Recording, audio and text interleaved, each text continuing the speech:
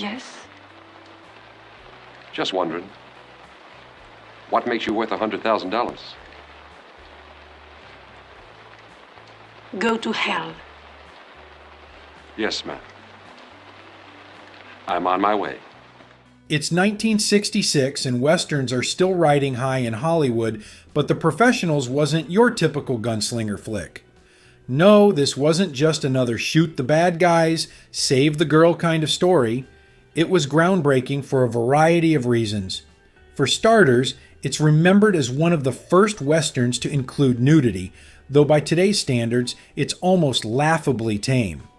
But don't let that overshadow the real story of this movie. A tale of daring, betrayal, and camaraderie, both on screen and behind the scenes. Directed, produced, and written by Richard Brooks, The Professionals takes place during the tail end of the Mexican Revolution in 1917. It follows 4 rugged mercenaries hired by a wealthy American rancher, J.W. Grant, played by Ralph Bellamy, to retrieve his wife Maria, portrayed by the stunning Claudia Cardinale, who has been kidnapped by a Mexican bandit named Jesus Raza, played by the always charismatic Jack Palance. The 4 specialists are a dream team of character actors. Lee Marvin plays Rico Farden, the stoic leader with a military background and a strict moral code.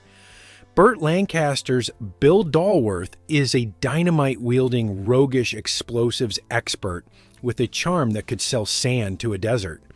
Robert Ryan is Hans Ehrengard, the horse wrangler, while Woody Strode's Jake Sharp is a deadly Apache scout and master of the bow and arrow. This all-star lineup oozes charisma, with each actor delivering sharp dialogue and unforgettable moments. From the very start, The Professional sets itself apart. The opening credits introduce each major character with flair. Marvin demonstrates a machine gun, Ryan knocks a man out for punching a horse, Strode subdues a prisoner, and Lancaster escapes a bedroom scandal by leaping out a window.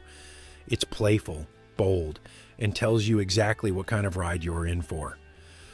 The movie's premise is simple but effective. The team must cross the Mexican desert, navigate treacherous terrain, and rescue Maria before her captor, or perhaps her lover, makes a permanent getaway. But as the mission unfolds, they discover that not everything is as it seems. Maria isn't exactly the damsel in distress they were expecting. Turns out she wasn't kidnapped at all. She willingly ran off with Raza, her true love, to escape her arranged marriage to Grant. This twist adds a layer of moral ambiguity that sets The Professionals apart from other westerns of its time. Should the mercenaries honor their contract or let Maria stay with the man she loves? The tension builds toward a showdown where the lines between good and bad, right and wrong, blur. Off-screen, the production of The Professionals was just as wild as the story it told. Much of the film was shot in the blistering heat of Nevada's Valley of Fire and California's Death Valley, with the cast and crew staying in nearby Las Vegas hotels. The desert conditions were punishing, with scorching sun, flash floods, and even snow complicating the shoot. But the real chaos came after hours. Lee Marvin and Woody Strode, who had been friends since starring together in The Man Who Shot Liberty Valance, were the life of the party. The two would hit the Vegas casinos after filming, drinking and pulling pranks that became legendary. One night they reportedly shot a steel-tipped arrow at the famous Vegas Vic neon cowboy sign, knocking out its "Howdy Partner" greeting. Another night, Marvin fired a prop shotgun out his hotel window, and the police were called. But thanks to Marvin's star status, they avoided jail time, barely.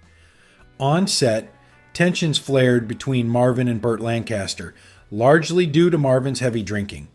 Lancaster, ever the consummate professional, found Marvin's antics frustrating.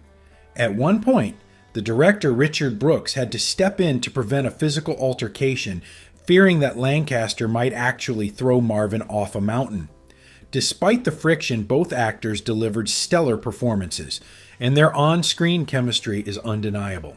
Speaking of dedication, Burt Lancaster was 52 at the time of filming, but insisted on doing most of his own stunts, including scaling cliffs and running across the top of a moving train. However, the studio drew the line when it came to the more dangerous stunts, like climbing rock faces to plant dynamite. Woody Strode, meanwhile, performed all his own stunts because there were no black stuntmen who matched his height and build. The level of physical commitment from the cast is impressive, and it shows in the final product.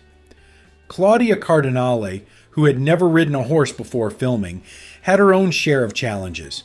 During a key scene where Maria tries to escape through a canyon wired with dynamite, her stunt double was badly injured in an explosion. Cardinale had to step in and perform the scene herself, without injury, thankfully. Her performance, a mix of vulnerability and strength, added depth to Maria's character, making her more than just a pretty face. But what about that so-called groundbreaking nudity? The scene in question features Maria bathing by a well, but it's shot from such a long distance that it barely registers by today's standards.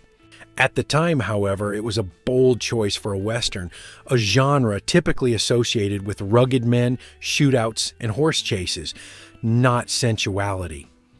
It was a sign that Westerns were evolving, inching toward the grittier realism that directors like Sam Peckinpah would soon popularize.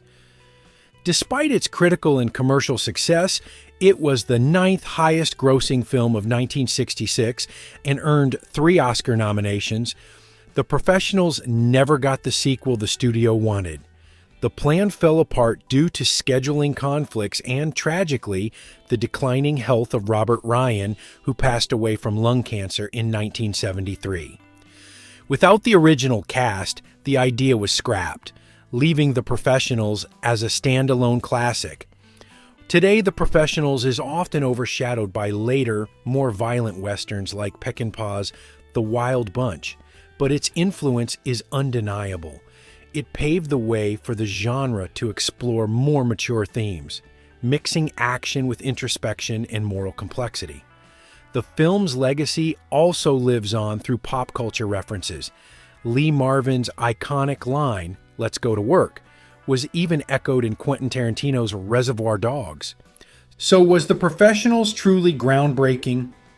Absolutely. While its depiction of nudity seems quaint now, its real impact lies in its sharp writing, stellar performances, and willingness to blur the lines between heroes and villains. Now it's time to hear from you. What's your take on The Professionals? Do you think it deserves a spot among the all-time great westerns, or does it pale in comparison to later entries in the genre? Let us know in the comments below.